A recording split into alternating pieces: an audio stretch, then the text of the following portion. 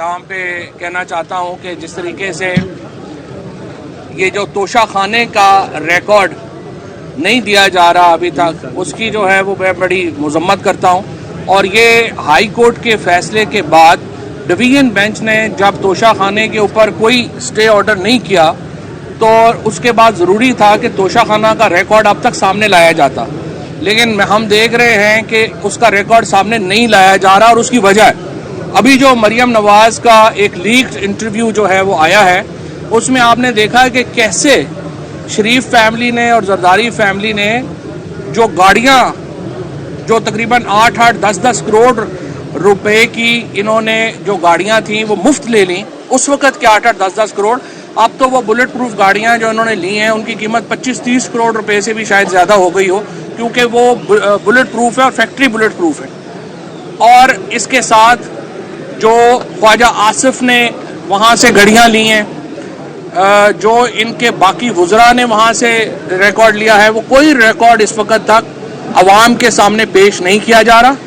दूसरी तरफ इमरान खान की जो डिक्लेयर्ड एक घड़ी है उसके ऊपर क्रिमिनल केस बनाने की कोशिश की जा रही है इस्लामाबाद में, लेकिन असल बात यह है कि इलेक्शन कमीशन भी इसका नोटिस नहीं ले रहा। मैं इलेक्शन कमीशन से पूछना चाहता हूं कि नून लीग और पीपल्स पार्टी के फंडिंग के मामलात किधर गए हैं?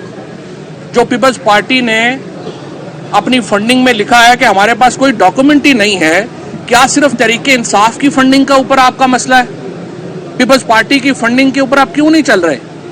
जो 1 अरब रुपए के लगभग मुस्लिम लीग नून ने अपनी मीडिया कैंपेन पे खर्च किया, वो फंडिंग कहां से आई? बेनजीर भुट्टो ने तो पहले इल्जाम लगाया था कि वो फंडिंग उसामा बिन लादेन ने दी थी नवाज शरीफ को इलेक्शन लड़ने के लिए। ये नवाज शरीफ और PMLN they are seeking funding from international terrorist organisations. ये बड़ा सीरियस ऑफेंस है और लग यूं रहा है कि इलेक्शन कमीशन नून लीग की फंडिंग का जो मामलात हैं उनको छुपाना चाह रहा है। इलेक्शन कमीशन उस फंडिंग के मामलात को सामने इसलिए नहीं लाना चाह रहा कि PMLN की जो फंडिंग है उसको इंटरनेशनल टेररिस्ट ऑर्गेनाइजेशंस में से हिस्सा मिला है। और ये मैं समझता हूं कि बहुत ही एक खतरनाक बात है और इलेक्शन कमीशन को पीपल्स पार्टी और नून लीग की फंडिंग के मामलात सामने रखने चाहिए।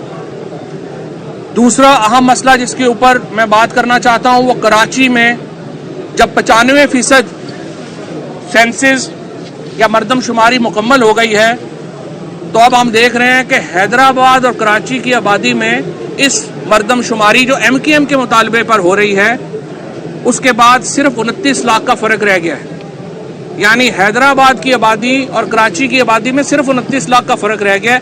इससे आप अंदाज़ा लगा सकते हैं कि ये सेंसस, ये मरदमशुमारी जिसमें 45 अरब रुपया खर्च किया गया है, ये कितनी शफाफ और ट्रांसपेरेंट है। MKM की लीडरशिप के ऊपर कराची के लोग जो हैं उनको उसका एहतसाब करना चाहिए।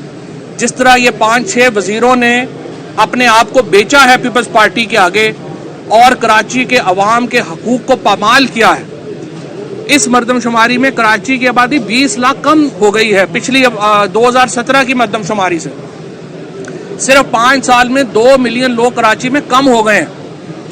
और कराची की इसका मतलब यह है कि कम से कम 2 नशिस्तें जो हैं वो कौमी असम्बली में कम हो जाएंगी अगर इस मरदमशुमारी के ऊपर आप गए। तो मैं पाकिस्तान तहरीक इंसाफ की तरफ से और तहरीक इंसाफ खुसूसन जो हमारा कराची का विंग है उसकी तरफ से इसकी शदीद मजम्मत करता हूँ और कराची के अवाम को ये यकीन दिलाना चाहते हैं हम कि हम उनके साथ खड़े हैं। हम आपके हकूक़ की लड़ाई लड़ेंगे। MKM के 5-6 वजीर बिक भी जाएं तो अब उसका फ़र्क नहीं पड़ता। ये जो बिके हुए हैं इनकी कोई आवाज़